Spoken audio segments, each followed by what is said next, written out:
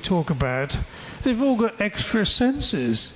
There's really nothing to stop you in the next 10 years taking some IT equipment that can detect gamma rays or alpha particles or something, and you can feel this because it translates signals and puts them straight into your nervous system.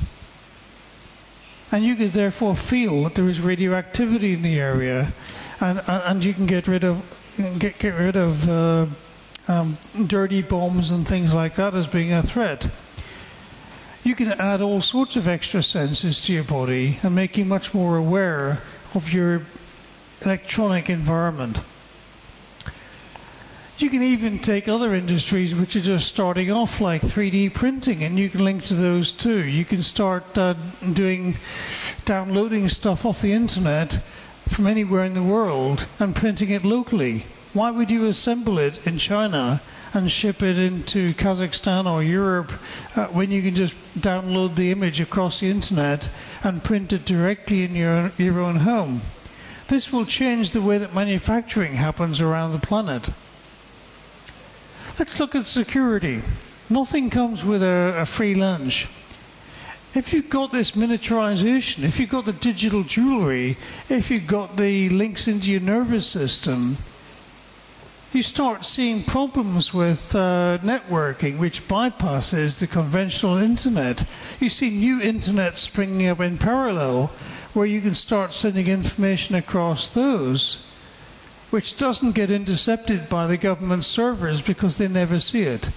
You use oxygen absorption bands to transmit the information, which means that the signals never go any more than 1.5 meters through the air. Nobody else can pick them up. Very secure system, very, very high bandwidth. You've now got a completely secret system which allows you to swap information with your friends without the government looking at you.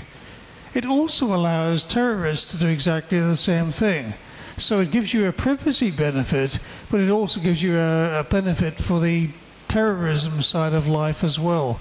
There's no such thing as a clean technology anymore. We see the security threats popping out of everywhere. We see smart dust, and I'm not talking about the 2-centimeter stuff that MIT are currently making that they call smart dust, or even the 2 or 3 millimeter smart dust. We're looking at dust the same size as ordinary dust particles, 0.1 millimeters or less across. You could just sprinkle some of this into your photocopier device in your office, and you can pick up the signals from every single document that's scanned or printed on that device, and a cleaner that you employ can walk past with a scanner later in the day and pick up all of that information. It creates whole new ways of doing espionage inside businesses. It creates bypasses for the security systems that you currently have in place. Espionage is a very, very big problem. We were thinking about how you would monitor terrorist networks like Al-Qaeda and so on. We were coming up with devices such as, tiny little grains of sugar-coated chips, which the ants would consider as food, and they'll pick them up and carry them into the caves, and then you can monitor conversations and monitor the terrorist networks. There's no limit to how far you can go down this. You can make insects which will fly in and out of places. Once you get things small enough, huge new ranges of security threats start to appear. But it isn't just the physical side. The computer crime moves forwards through artificial intelligence as well. Computers are evolving very, very quickly. We're looking at how to do new kinds of computing. You can get computers which will evolve in terms of how they do their processing and computing techniques. The evolution techniques have already been demonstrated. You can take that forwards by adding in new kinds of operating systems. You can make really simple operating systems which they can use, which will accelerate how fast they can do this and how fast they can get them out there. Ultra simple computing can be thousands of times faster than what you currently use, and batteries can last thousands of times longer. So very, very simple devices can do this kind of computing for very long times with very little space. It moves forwards to gels. We've got dual-core chips, quad-core chips, 8-core chips, even 16-core chips now. That will carry on going. When you get your 1 million core chips, it doesn't make sense to do it that way. What makes sense is to split those chips up and stick them in a gel and let them communicate using light. Once you do that, gel computing becomes the norm. So you're looking 10 years, 15 years from now, the computer that you buy will be a little canister of gel which has got roughly the same processing capability as your entire city has in terms of human brains. We're looking at how to make that conscious. It's possible to make conscious computers. Using a gel-type approach, you can get computers which are incredibly powerful, millions of times powerfuler than a human brain. And if you take the idea of putting those chips inside bacteria, which can use genetic modification technology to assemble the electronics inside those cells, you can make smart yogurt. And I've done the calculations. One single smart yogurt could have roughly the same IQ as Europe. That's a heck of a big computing device. This will change our economy. This will transform it dramatically. Intellectual work will cease to be of any real value, and all of us in this room make our income by being smarter than the guy next to us. You will not be able to do that once you can spend 50 cents on a computer which is more intelligent than you are. Anybody can buy that, and your intelligence becomes completely worthless. We then start seeing the emotional skills, human skills, becoming much more valuable. And this will transform the economy right around the world. Human skills will start to dominate. Women are better at emotions generally, so women will dominate rather than men who are good at making the chips and stuff. So we'll see a transformation between women and men in society too. And this will lead on to some global economic changes. We're going to see a reversal of globalization coming directly from this. Globalization is increasing, and it will continue to increase for a little bit longer.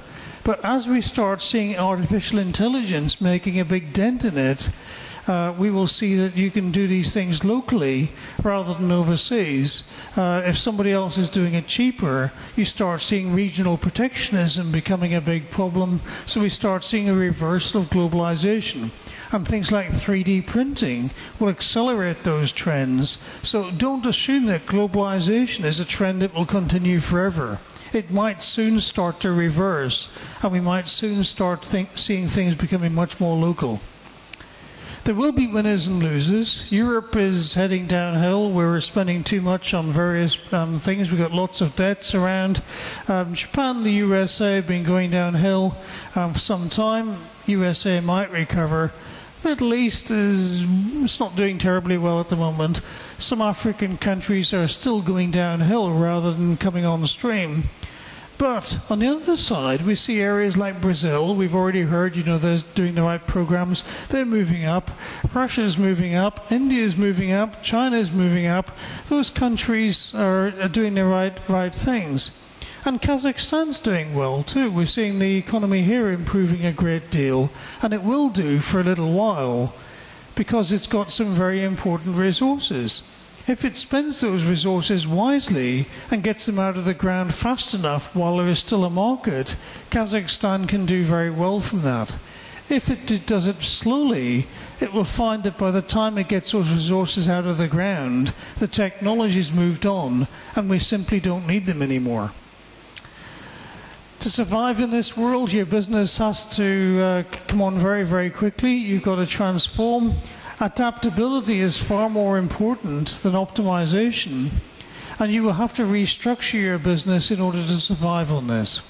You will have to take whatever you're doing, throw it away, and recrystallize those functions in new ways. Let's look at, just to finish, just a couple of slides on sustainability, because we hear this all the time. A lot of people think sustainability is about going back decades and decades and unwinding technology. I believe the opposite. If you take the gadgets from 1990, maybe 1 ton of gadgets that somebody owns, all of that fits comfortably into the latest iPhones or the latest Blackberries or Nokias and things. And we've saved huge amounts of resources by rushing ahead very, very quickly. You can't afford to slow that down. The faster the rapid obsolescence is, the more sustainable the procedure is. We should encourage rapid obsolescence rather than trying to slow down technology. Don't listen to any environmentalist that tells you that the way to solve the problem is to make your gadgets last longer and to slow down the obsolescence cycle. That will wreck the environment. We need to rush forwards with technology and make better technology which is more environmentally sustainable as quickly as possible. That will save the environment. On that point, I would like to finish and thank you for your attention. Thank you very much, Mr. Pearson. Большое спасибо, Ян. Please take a seat. Thank you.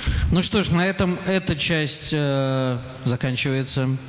Часть, которая называлась у нас Connect Ideas. И в 2 часа у нас начнется новая часть, уже которую, к сожалению, буду вести не я.